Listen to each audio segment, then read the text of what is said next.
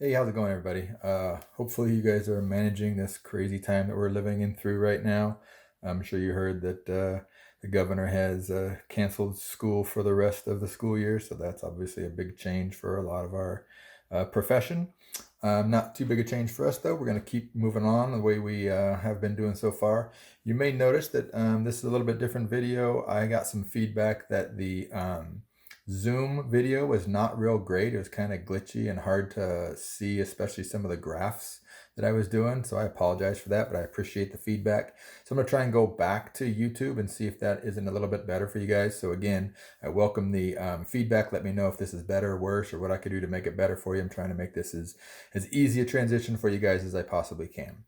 Okay, so in just a second here, I'm gonna have you guys pause this and just find the area of those two shapes. Hopefully that's within our skill set.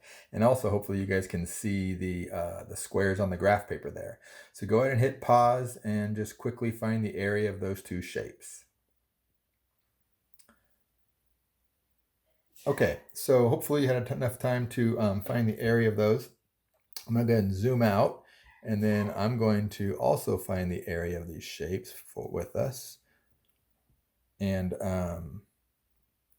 okay, so the area of that top shape right there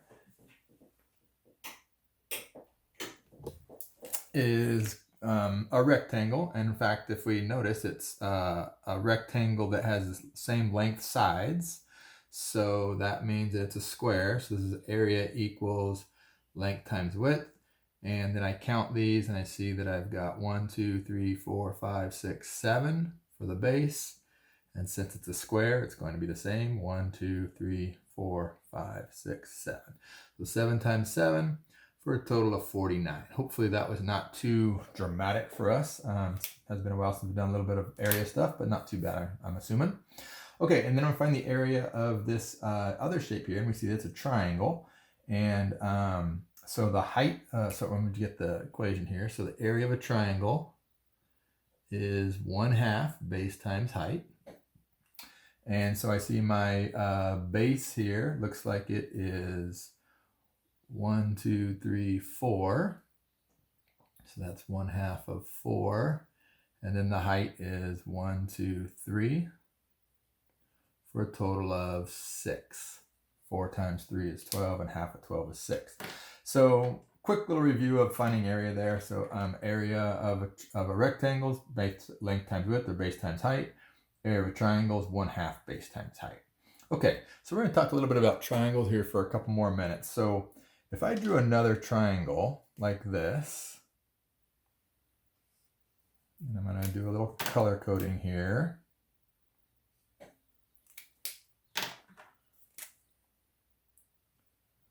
And so there's my triangle.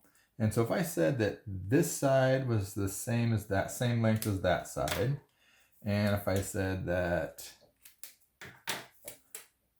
this side is the same, same length as that side, and then if I said that this side is the same length as this side, even though my picture doesn't look like it, right? If you look at this drawing and this drawing, since they don't look like it, but what do we know about these two shapes? Since I know that this side is the same length as that one is the same length as that one, and that blue one's the same as that blue one. So then what do we know about those two shapes? And hopefully you know that those two shapes are congruent.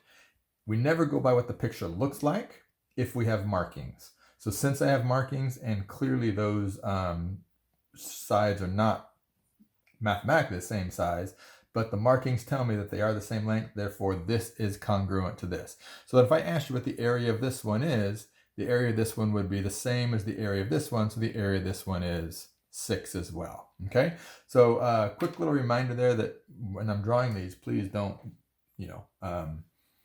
rely on my drawing. Always take a look at the markings if they're there. Okay, so what I'm going to do here is I'm going to draw another triangle and see if we can find the area of that triangle.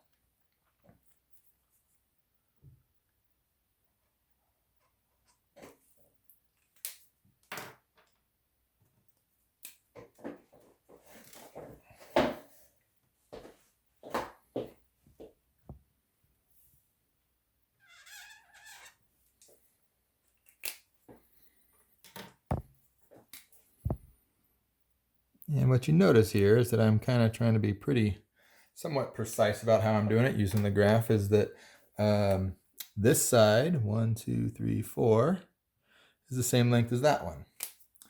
And then this side right here is the same length as that blue one. And so then the green ones have to be the same length as well. All right, so then I don't have to really calculate it. I already know that the area of that is going to be 6. And I'm going to do that a couple of more times and see what we come up with here.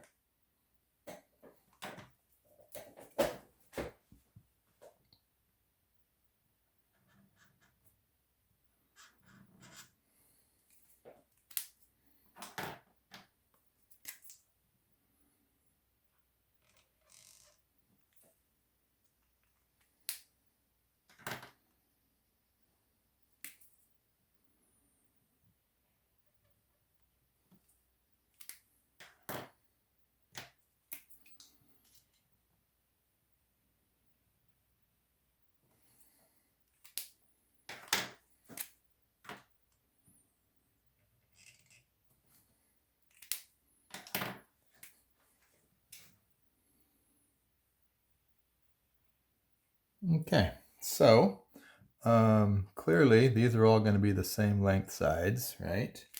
And my red ones are going to be the same length. And then my blue ones are also the same length. All right. So I know that this one here is 6. We calculated that a second ago. I know that this one is 6 because it's the same dimensions. That's a 3 by 4 triangle, and a 3 by 4 triangle is always an area of 6. This one is also 6, and this one is also 6. So my triangles make up a total area of 24, right?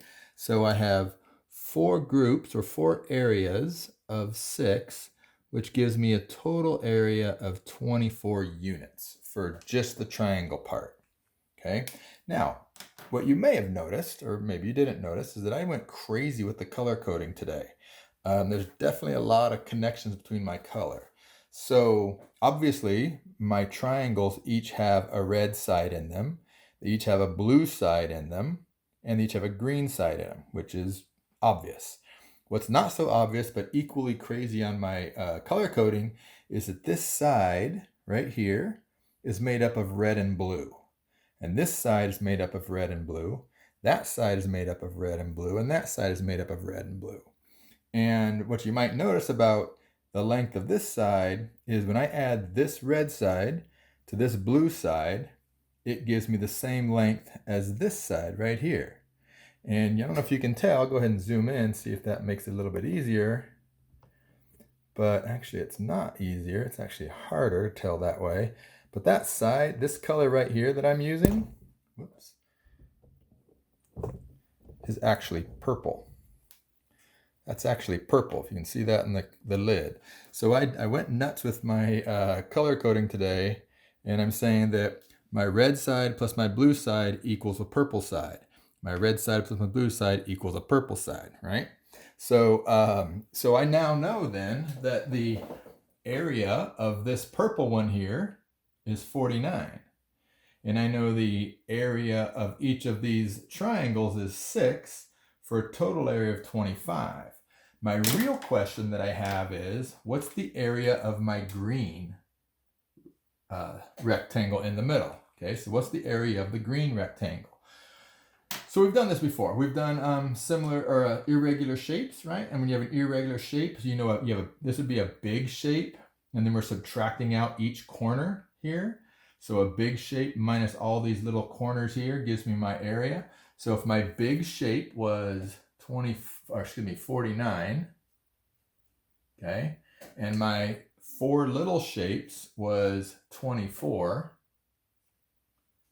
then 49 minus 24 leaves me with 25.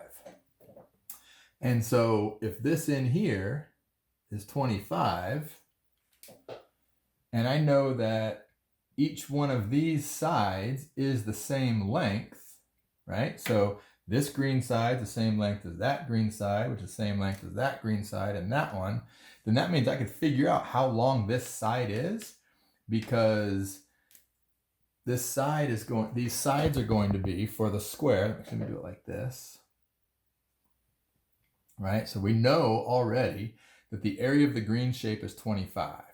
So if I'm using area equals length times width, and so if I know my area is 25,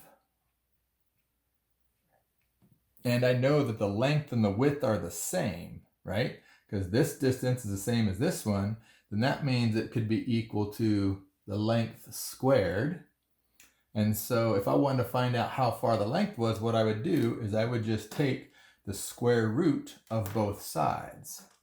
So if I take the square root of this side, and this is a little bit math that I'm not expecting us to know, but to do, but hopefully you're understanding. So if I take the square root of L squared, that leaves me just with L, or my length.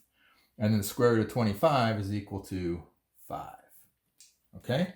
So by understanding that this whole square has to be equal to the same as this square here, I can find out what the area of the square inside is. And the area of that square inside would be area equals length times width. But what's weird about this rectangle, the green one, is my length and my width are the same, which means it's really length times length, or length squared. And then if I want to get rid of that square, what I do is I take the square root of both sides. So the square root of L squared is L, and the square root of 25 is 5. So that's kind of a neat way of manipulating rectangles and triangles and cutting them up and finding the length of a line that we really couldn't calculate before, because we could easily calculate this side here as 3 and easily calculate this side here as 5. But that one, cutting across diagonals of boxes, was difficult for us to measure or to figure out. So the way I did that was okay, well, I can't measure from there to there. I don't know how many boxes that one is. So what I do know is the area, and then I subtract the other area, left with the green area, and then I can use my length times width and find the length of one of my sides. So each one of these green sides would be equal to 5. Okay? Okay. So that's kind of neat. Now you might be going, oh, that's kind of interesting, whatever, what's the big deal? Well, a few of you are probably putting together what we're actually talking about here today. And our big topic for today is Pythagorean theorem.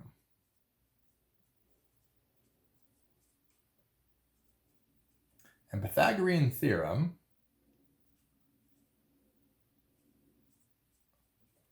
I don't know if I spelled that one right, but I'm sure y'all can spell better than I can. Pythagorean theorem is a theorem, or an equation that allows us to find the lengths of missing sides. That's what it is. There are certain types of shapes that have a connection, and the lengths of those sides are some way related. So there's some things about Pythagorean theorem that we need to agree to understand and know. First of all is it only works for triangles. Triangles only. So Pythagorean theorem only works if we're talking about triangles.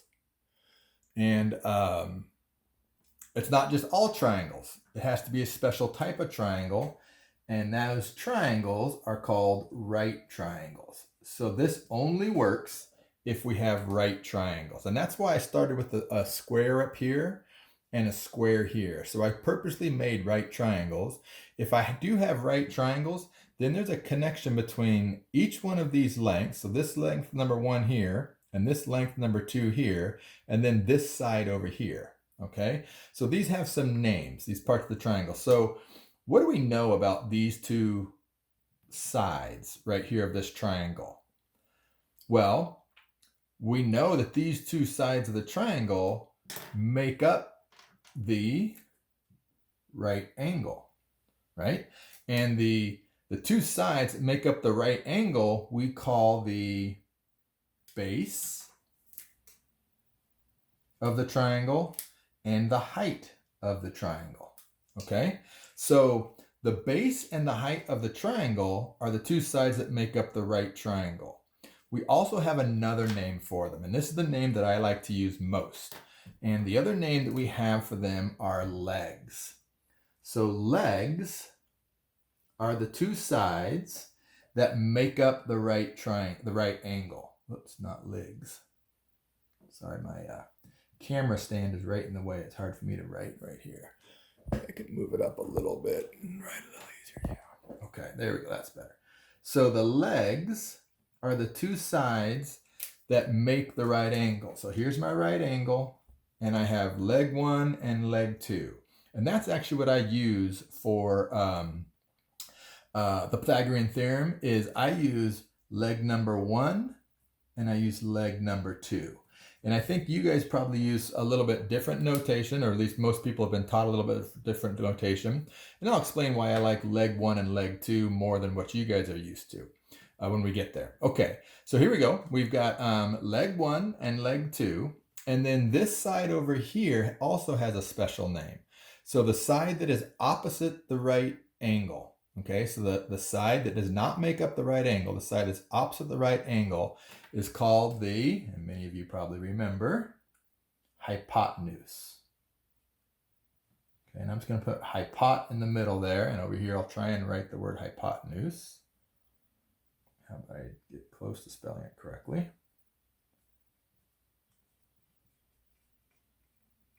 Okay, so the hypotenuse. And the hypotenuse is critical because it is the side that is opposite the right angle. So neither ends of this green line are touching the right angle. They don't make up the right angle. And a lot of kids might say that the hypotenuse is the slanty side, or the tilted side, or the slide at an angle. All those are good ways of thinking about it. But what we really want them to understand is that it's the side that's not touching the right angle. It does not make up the right angle. The two sides that do make up a right angle are called legs. This is a leg and this is a leg. So if you say, hey, I got this leg and this leg, you know you're talking about a right angle. That's the only time we use the word legs when we're talking about triangles, is if we're talking about right triangles. So if I say legs, that means for sure we have a right triangle. And if we have a right triangle, then we can do the Pythagorean theorem. Okay, because the two things that have to be true is, 1, it has to be a triangle, and 2, it has to be a right triangle. If it's a right triangle, then we can use the Pythagorean theorem. Okay, so I'm going to go ahead and pause the video right now, because I have to get something else set up. So it might be a little bit clunky here for a minute. When you come back, it might be abrupt. Okay, welcome back here. So now we're going to take a look at this concept a little bit differently. We're going to use some manipulatives here, and many times this is actually where I start, as I have students doing their own with the manipulatives. As you noticed before, we've done that with other activities. It's a little bit hard to do with the distance learning here, but if you happen to have these counters, this would be great. This would be from your 280 class, left over from your 280 class. If you happen to have these, and you can build this along with me. So what I have here, I'm going to zoom in so you can kind of see a little better. So you see that I've got 1, 2, 3 blues, and 1, 2, 3, 4 greens, and then 1, 2, 3, 4, 5 reds. So you might remember or recognize that that is actually the same as what we had just a second ago on the previous problem that we did. We had a height of 3 and a base of 4, and then the hypotenuse was 5, and this was leg 1 and leg 2, right? So leg 1 and leg 2. And the reason these are called the legs is because they're the ones that make up the right angle. So the two sides that make up right angles are called legs. So that's leg 1 and that's leg 2. And then the side that doesn't make up the right angle is called the hypotenuse. Okay, now you may have some recollection about the Pythagorean theorem. And so I'm going to go ahead and talk about the Pythagorean theorem right now. So many of you know something about the Pythagorean being something squared plus something squared equals something else squared. Something like that, which is true. And probably what most of you remember is something like a squared plus b squared equals c squared. Okay, that's the most common equation that people know or remember. And shockingly, I know at this point in the year, you're like, oh my gosh, I can't believe that. But that's not what I like. I can't stand that equation because it's too easy for kids to screw up. That's what I keep, reinforcing with you guys, is we're trying to set up systems for our students that they follow what we tell them to do and they get the right answer, not follow what we tell them to do and they get the wrong answer. So a squared plus b squared equals c squared is tricky for our bottom students. For students that struggle the most, they have an issue with that. So we're going to use something a little bit different. But for right now, because that's probably where our comfort level is, I'm going to go ahead and start with a squared plus b squared equals c squared. And then when I flip over the board, we will do something a little bit different. Okay, so what does that mean? A squared plus b squared equals c squared.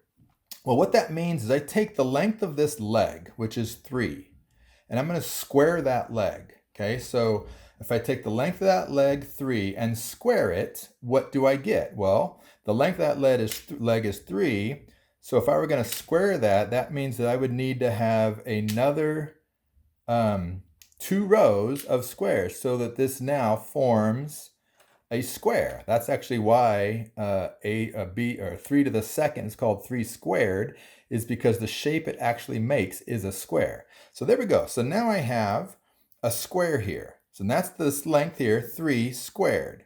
And then I'm going to do the same thing for the other leg. So my leg 2 over here, which is my green one, which you guys would probably call B, which I don't understand that very well, I'll tell you. But I'd call it the green one, or leg 2. And try not to mess up my original triangle there. It's tricky though. If I do this even halfway decent, I will be impressed with myself. Because I've practiced a couple times and it is very, very hard to get this without messing up that triangle. All right, getting close. So there's 3 rows of it. Need 1 more row of 4 to make it into a square. Okay, so there we go. And like that. Okay. I'm going to call that a win right there. All right, so what I have so far here is I see that I have my leg 1, which was 3, and then I squared it. My leg 2, which is 4, and then I squared it.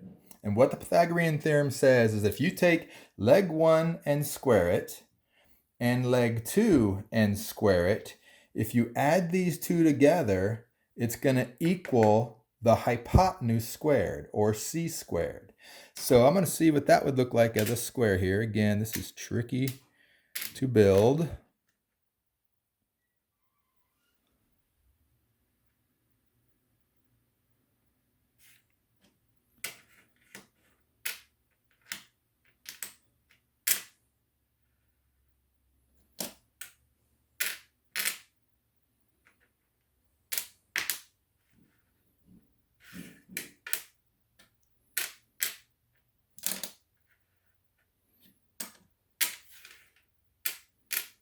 Okay, so here I now took my hypotenuse, or my c, because hypotenuse makes more sense to me, because c is just a letter, but the hypotenuse is a thing. So I have my hypotenuse here of c, and I just squared it. All right, so meaning that I just turned it into a square. I took the length of c and turned it into a square. So now what we're saying is that if we took the leg 1 squared, or a squared, and leg 2 squared, or b squared, and we add these two together, they would make the same area as our hypotenuse squared. So let's just see if that's true. So there, I'm going to take these and start stacking them on here, because this is the area of my blue section.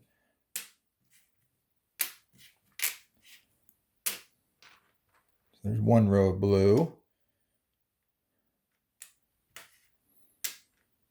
There is a 2nd row of blue, almost. Okay, that fills in that part.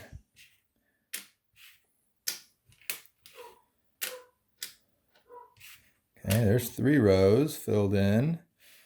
Not sure if I got enough there. Looks like it's going to be close.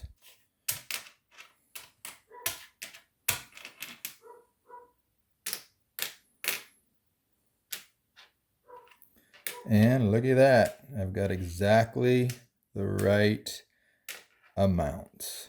I know they're not quite lined up perfectly there, but I'm sure you get the idea. So there we go. So we see that when I took the square of leg 1, or A, and the square of leg 2, or B, when I added those two together, they equaled exactly my hypotenuse squared. Underneath here is my red square. And that's the Pythagorean theorem. So what I've done so far is I've showed you two different ways of proving the Pythagorean theorem to be true. The first one was with those drawings, and we did the triangle corners and we found the area. Here we're actually looking at the area of each one of those legs. So that a squared plus b squared equals c squared. And then when you add those together, they create the same area as the hypotenuse squared. Okay, I'm going to pause one more time here and set up something else, and then we'll take a look at what I have. Okay, so what we have here is we have two sides of a triangle, all right? And so in order for us to do anything with this, we're going to have to understand or believe that this is going to make a right triangle. And so what I see that I have at the bottom here, I know it's zoomed in, that's as far out as I can go. So I'll go ahead and count it for you, but I kind of made some color coding so it might be a little bit easier. So we have the blue side and the red side right now. So counting all the tiles on the blue side, even the yellow ones, 1, 2, 3, 4, 5, 6, 7, 8, 9, 10, 11, 12. And then counting across the red side here, we see that we have 1, 2, 3, 4, 5, 6, 7, 8, 9, 10, 11, 12, 13. Okay, so I have 12 on my base, or what would be one of my legs, and then I have 13 going across for the hypotenuse, which would be my hypotenuse. And this time, what I don't know is this height. So what I hope is that there is some length of tiles that will be exactly this tall. Now, if this is a right triangle, which it's going to be a right triangle, so the Pythagorean theorem doesn't work. So if this is a right triangle, then what that means is that there has to be at some height that is going to be this length. Now, it doesn't have to be a whole number. It could be a decimal or a fraction, but there is some length that will make this into a right triangle. So what we're hoping, because we're using tiles, is we're hoping that there's actually a tile number that will make a right triangle. So I got 12 as one of my legs. I got 13 as my hypotenuse. And then we're going to see if there's an exact number of tiles that will make it perfectly into a right triangle. So there's 2, there's 3, there's 4, and sure enough, there's 5. So what we just figured out with this green side here is this green side is the exact height needed to make this into a right triangle. So I have 12 on my leg 1, I have 5 on my leg 2, and I have 13 on my hypotenuse, and that turns into a right triangle. So what we can do with this Pythagorean theorem, if we know that we have right triangles, we can actually solve for missing sides. I'm missing this side here. I know these two. I can figure that out the math doing the Pythagorean theorem that would allow me to find for that missing side. Okay? All right, so I'm going to pause it one last time, flip it over, and take a look at a couple of math problems. Okay. So what we have here is we have that exact problem that we just did, that I just built. All right. So what I had built was we had a length that was blue that was 12 tiles long. Then we had a length that was red that was 13 tiles long. And then we had a length that was green that we didn't know how long that was. Okay. So the blue was 12, the red was 13, green was X, or an unknown. And then we use our tiles to kind of fit them in there. But now we're going to see how the Pythagorean theorem would do this. So I mentioned a bit ago that I don't like this formula, which most people like. In fact, I like it so little, I'm going to write it in this color, which is the hardest color to see. So a squared plus b squared equals c squared. Now I'm going to talk about why I don't like this formula. The reason I don't like a squared plus b squared equals c squared, there's actually two reasons. The first reason is that a, b, and c are completely arbitrary. They don't have any relationship to this at all. And I'll tell you what happens with our lower students is that they always think they're solving for c, even on a problem like this. And what they have to basically memorize is that C is the hypotenuse. And some students are pretty good at that, and they remember that C is the hypotenuse. But most, or not most, a lot of students don't remember that. So when they do this, they just assume that the A is 12 and the B is 13, and then they solve for this being C, because they think they're always looking for C. So that's one reason I don't like it, is because there is no connection to these letters to this shape. And the other reason I don't like it is because we already use A, B, and C in a different part of mathematics when they get to algebra. And that is this, you may or may not remember this, ax squared plus bx plus c. This is a quadratic, and we use it when we're like factoring polynomials and that sort of thing. Is a lot of times what we're doing here. But we have used A, B, and C to be these coefficients. So the first number next to the x squared is A, the middle term is the B term, and the constant is the C term. So we already use A, B, and C for a different part of math. I don't like then also using it here when it's completely and totally arbitrary for what we're doing. So instead, what I used to have my students do is this. They use this equation. Leg 1 squared plus leg 2 squared equals hypotenuse squared. Okay? So, and they could even shorten it down. I actually preferred it to be shorter, so it would just be L1 squared plus L2 squared equals hypotenuse squared. And the reason I like this is because it's talking about the lengths of the sides, or what the sides that make up each length. So x is a leg because it makes up the right angle.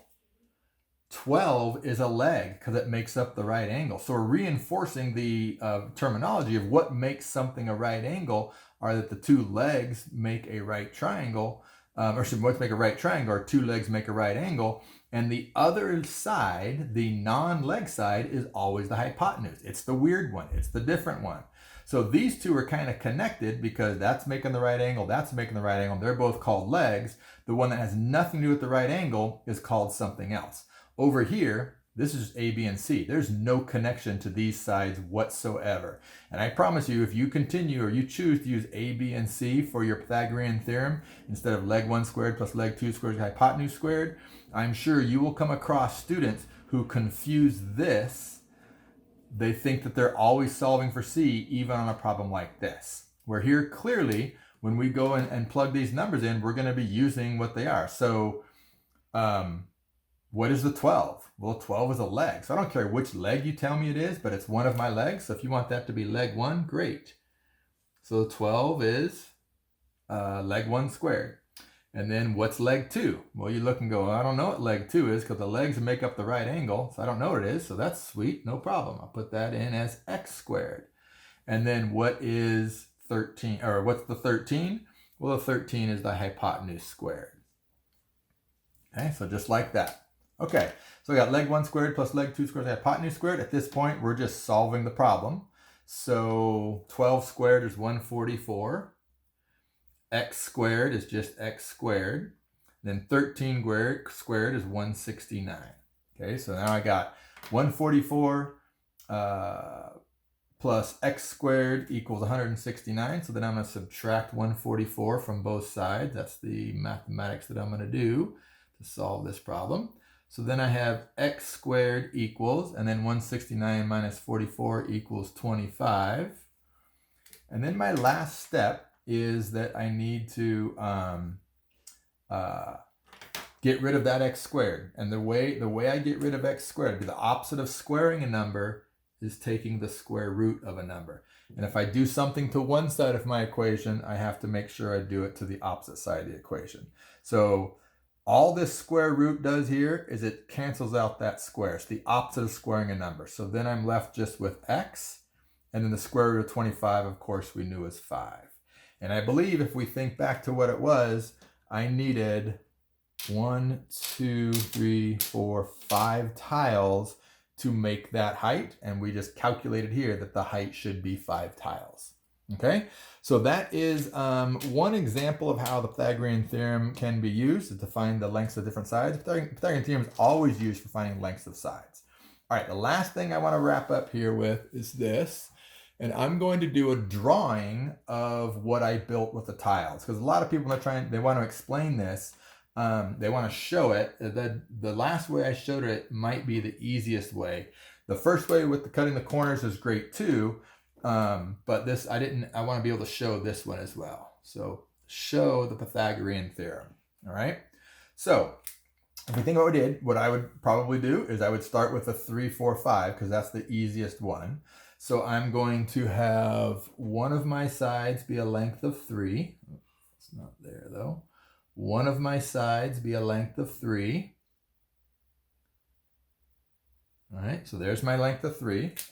Then I'm going to have another side be a length of 4. And I'm going to make sure that it's a right triangle. Okay, so there's my length of 4. And then my last side, or my third side, would be a length of 5. Okay? 1, 2, 3, 4, 5. So here's my length of 5. That'd be 5 tiles. Here's my length of 4 tiles. And this over here is my length of 3 tiles.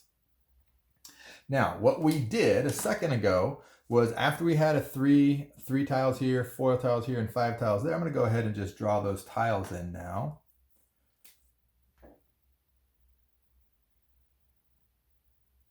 So there's my 3 tiles.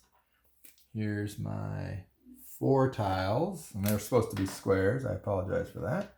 And see if I can make these better squares here. And there's my 5 tiles. All right, so those are the tiles that I had built. What we did is we finished off these squares. So I made this, turned this into a square, turned that into a square, and turned that into a square. Because if we think back to the Pythagorean theorem, it is leg 1 squared plus leg 2 squared equals the hypotenuse squared. So my leg 1 is right here, so I need to turn this into a square.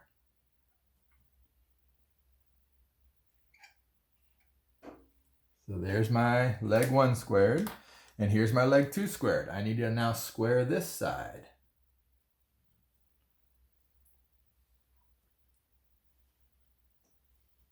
And again, you'll need to forgive my crude drawing here.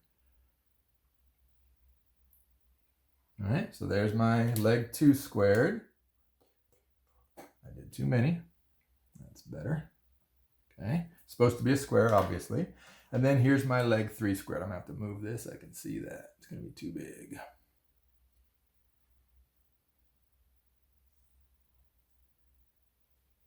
This one's the hard one to draw just because it's at an angle.